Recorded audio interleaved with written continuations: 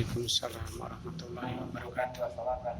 Adalah bersabda dari Sayyidina Ibnu Abbas radhiyallahu anhu, ia berkata bahwa baginda Rasulullah SAW bersabda, barang siapa mengumpulkan dua salat tanpa uzur dalam satu waktu, sungguh ia telah memasuki salah satu pintu dari pintu-pintu dasar.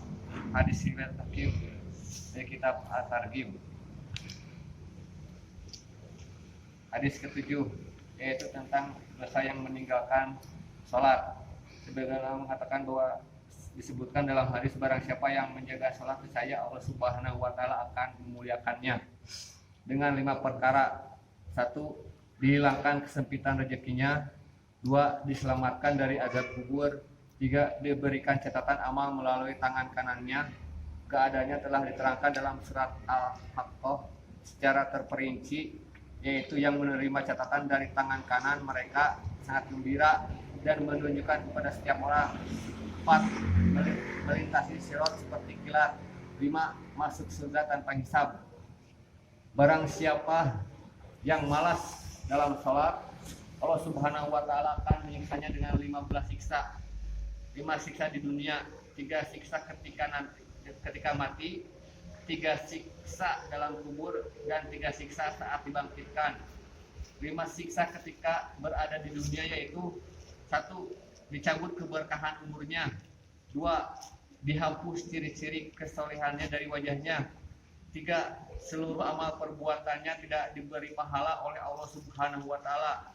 4. Doanya tidak diangkat atau diterima.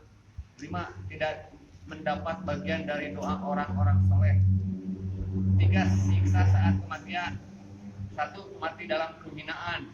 2. Mati dalam kelaparan. 3. Mati dalam kehausan. Walaupun diminumnya kepada seluruh air lautan di dunia, ini tidak akan menghilangkan rasa dahaganya. 3 siksa dalam kubur. 1. Dihimpit oleh kuburnya sehingga tulang rusuk kiri dan kanannya saling bersilangan. 2. Dinyalakan api dalam kuburnya dan ia berguling-guling dalam api itu siang dan malam.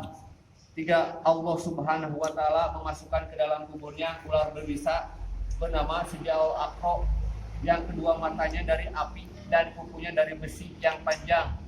Ia kukunya sepanjang sehari perjalanan.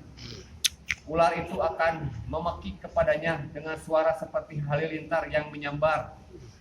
Yang berkata, aku adalah Sijaul Aqra. Tuhanku telah menyuruhku agar memukulmu dari subuh sampai terbit matahari, karena kamu telah melalaikan salat subuh, hingga terbit matahari memukulmu dari zuhur sampai asar, sebab kamu telah melalaikan salat zuhur sampai asar, memukulmu dari asar sampai maghrib, sebab kamu telah melalaikan salat asar sampai maghrib, memukulmu dari maghrib sampai isya, karena kamu telah melalaikan salat maghrib dan isya, memukulmu dari isya sampai subuh, karena kamu telah melalaikan salat isya sampai subuh.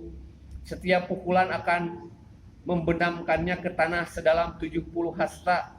Dia terus disiksa seperti ini dalam kuburannya sampai hari kiamat. Astagfirullahaladzim. 3 siksa pada hari kebangkitannya itu: 1. Dihisab dengan sangat berat. 2. Dimurkai oleh Allah Subhanahu wa Ta'ala. 3. Dilemparkan ke dalam neraka.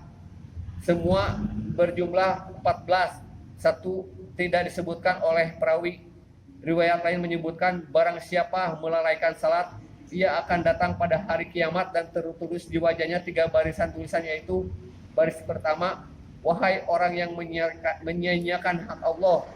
Baris kedua, wahai orang yang dikhususkan untuk menerima murka Allah Subhanahu wa Ta'ala. Dan baris ketiga, sebagaimana kamu telah menyia-nyiakan hak Allah Subhanahu wa Ta'ala di dunia, maka hari ini kamu terputus asa dari rahmat Allah Subhanahu wa Ta'ala.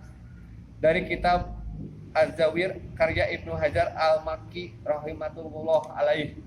Faidah: meskipun saya tidak menjumpai hadis ini dalam seluruh kitab hadis terkumpul jadi satu riwayat, namun mengenai pahala dan azab dalam hadis ini banyak dikuatkan oleh hadis-hadis lain dengan riwayat yang berbeda-beda. Sebagian hadis telah disebutkan dan yang lain akan disebutkan di bawah ini. Siksa-siksa yang telah disebutkan dalam hadis tersebut adalah kecil dibandingkan dengan ancaman yang dikandung dalam riwayat pertama yang menyatakan bahwa orang yang meninggalkan sholat telah keluar dari Islam.